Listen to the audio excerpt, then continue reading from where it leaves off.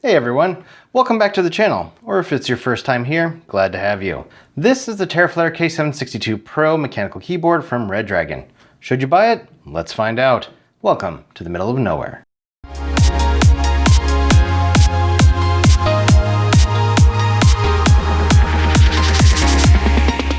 Disclaimer time. Redragon sent me the Terraflare K762 Pro mechanical keyboard for review, and while they provided it to me for free, I haven't been paid to make this video, nor will Redragon see it until it goes live to YouTube. All thoughts on this product communicated to you are my own and have been influenced only by my experience with this item.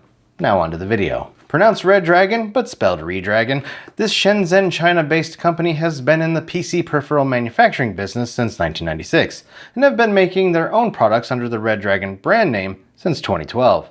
In that time, they've garnered quite a reputation for making both affordable and well-made PC peripherals, like gaming mice and keyboards, as you see here.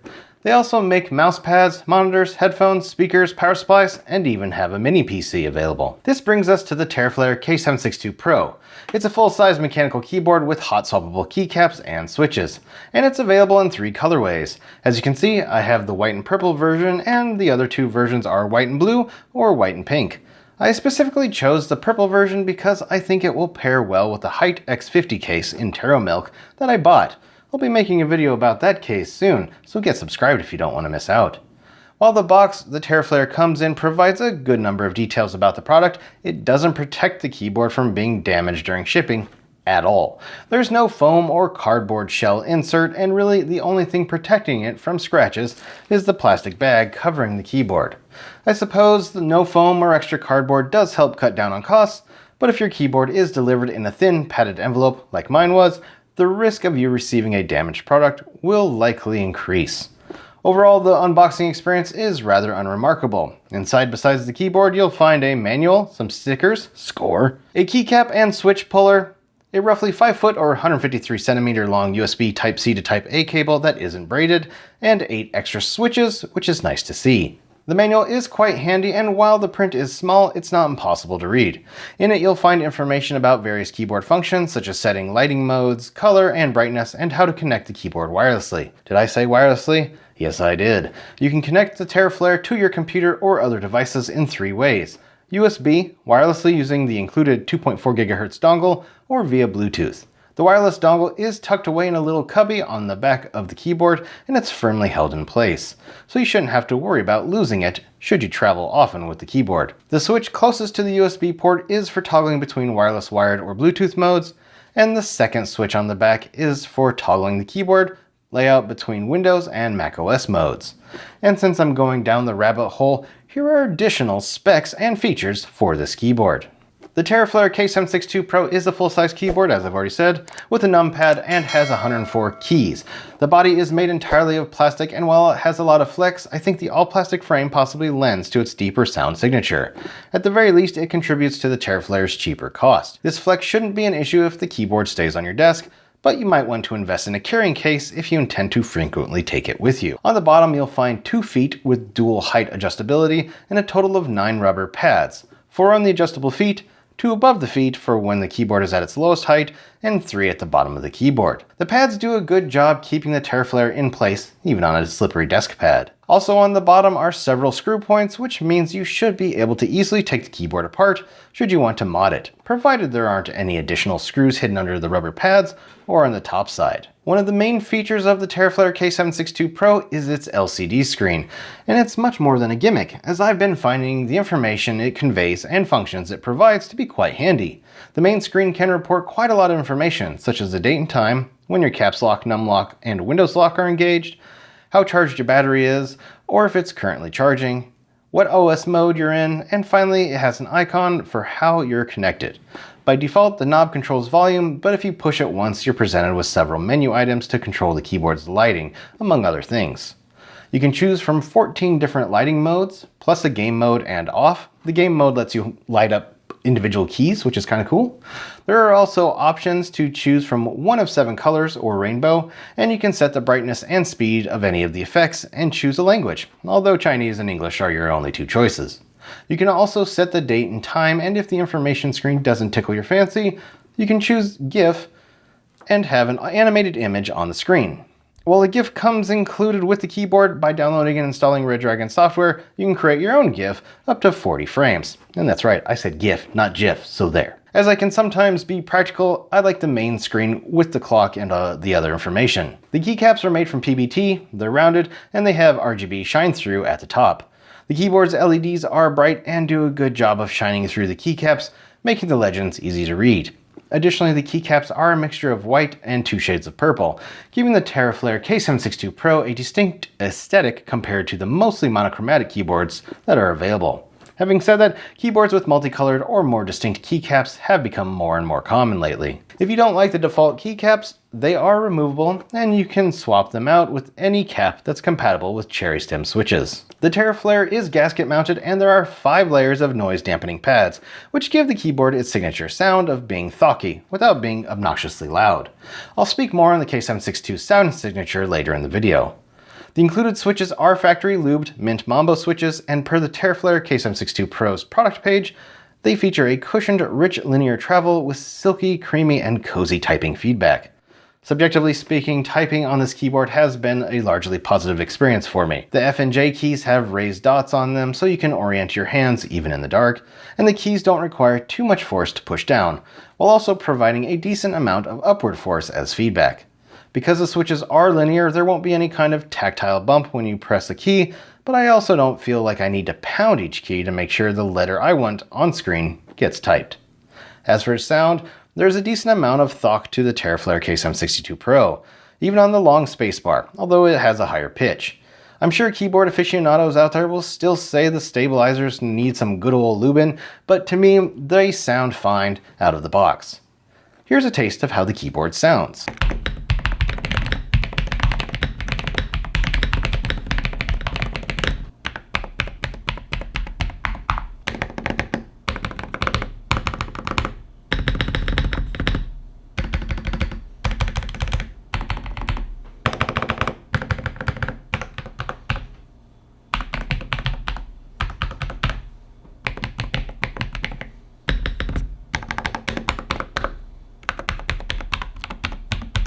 If you don't like the Mint Mambo switches, you can change them for something more appealing to your tastes, as they are also hot swappable just like the caps. Just remember the Terraflare has north-facing LEDs, so if you decide to change your switches or caps, make sure whatever you choose is compatible with the keyboard. While the screen functions provide some control, you gain the same if not more control over the keyboard's lighting using the function key plus other keys. All keys that can be used in conjunction with the function key have additional markings on them, but these aren't shine through, which may be a negative for some, especially if you're trying to read in the dark. With the function key, you can change the color mode, control the brightness, and change the mode speed. There are also media controls for music or videos. You can even control your system's volume, which is both funny and redundant considering the knob does that out of the box.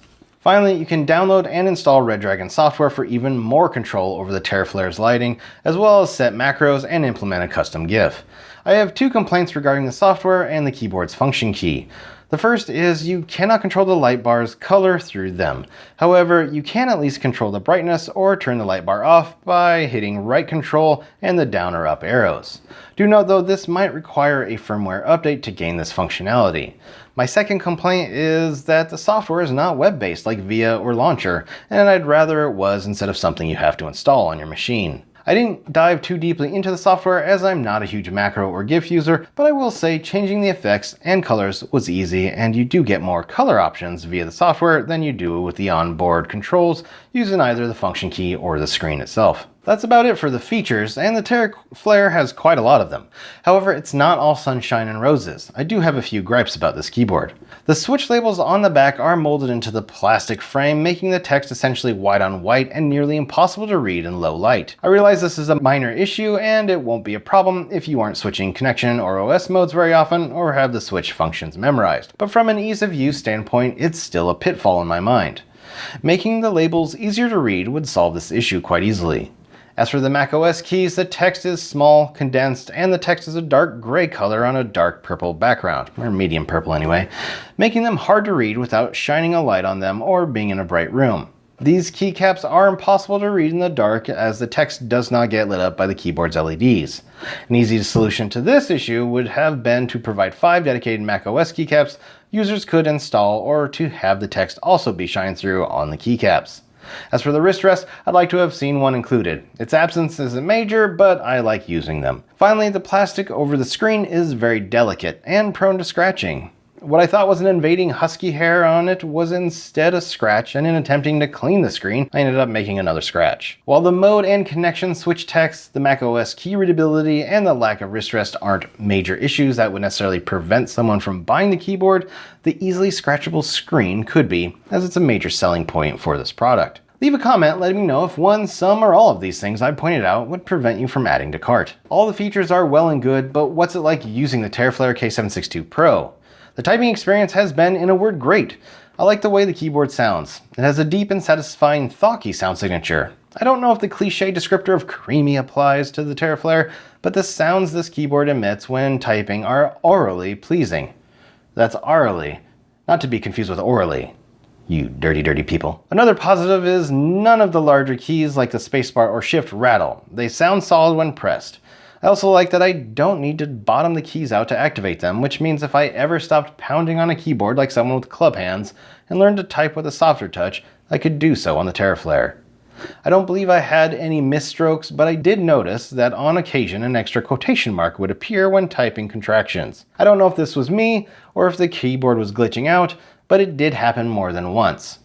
Other than that oddity, the only errors when typing were of my own making. Connecting the keyboard through Bluetooth was as easy as flipping the switch on the back and then holding down the function and one of the BT buttons for a few seconds, Q in my case, until the light bar started blinking blue in Windows. I then selected the keyboard from the available options in the Bluetooth submenu of network connections, and bam, it was connected. FYI, the Terraflare shows up as BT 5.0 KB, so if you have connected multiple keyboards via Bluetooth, they may be named the same thing, which can cause some confusion. Switching back to USB was as easy as reconnecting the cable, moving the connection switch to the middle position, and then the screen let me know I successfully connected with USB. Overall, my experience with the Redragon Terraflare K762 Pro has been a good one, and I think it would be good for you too. Having said that, no amount of good experience will convince a person to buy something if the price is crazy high. So is the Terraflare's price right? With a base price tag of $77, this keyboard is comparable to many others available, but it also sounds better than much more expensive keyboards I've used in the past. I think the Terraflare punches well above its weight, and you ought to give it a look if not outright buy it should you need a new keyboard or even a spare. And that $77 price point I just mentioned, it's not set in stone, as Redragon often has sales on its website. And if you use my affiliate link, which I'll put in the description, you can get a discount. If you do use my link, I may also get a small commission, which won't come at any extra cost to you, but it will go a long way to helping the channel. Bottom line, my positives with this keyboard: the pleasing sound signature, responsiveness, near full control of lighting, macros, and media keys without software, its affordable price, and ability to easily connect wirelessly or through Bluetooth all outweigh my gripes. Its flexible all-plastic build, difficulty reading the connection switches and text on the 5 macOS keys, a lack of any kind of protection in the box, the conspicuously missing wrist rest, and even the delicate screen cover. Ultimately, the Redragon's Terraflare K762 Pro's affordable price and many features make it a winner in my book. And that's all I have to say about that. What do you think of the Redragon Terraflare? Have you used this keyboard or any other Redragon products? If so, what did you use and how was your experience? What keyboards in the Terraflare's price range would you recommend as a good comparison to look at? For those custom keyboard fanatics out there, what switches might you suggest as alternatives to the Mint Mambo switches? Write a comment letting me know. I'd love to hear your thoughts. Thanks for watching, everybody. Leave any questions or comments you have about this product or about PC building in general down below. Hit that like button if you liked the video or found it helpful, and help the channel grow by getting subscribed. Don't forget to turn on notifications so you don't miss out on any future content. I'm Seth, and I'll see you next time in the middle of nowhere.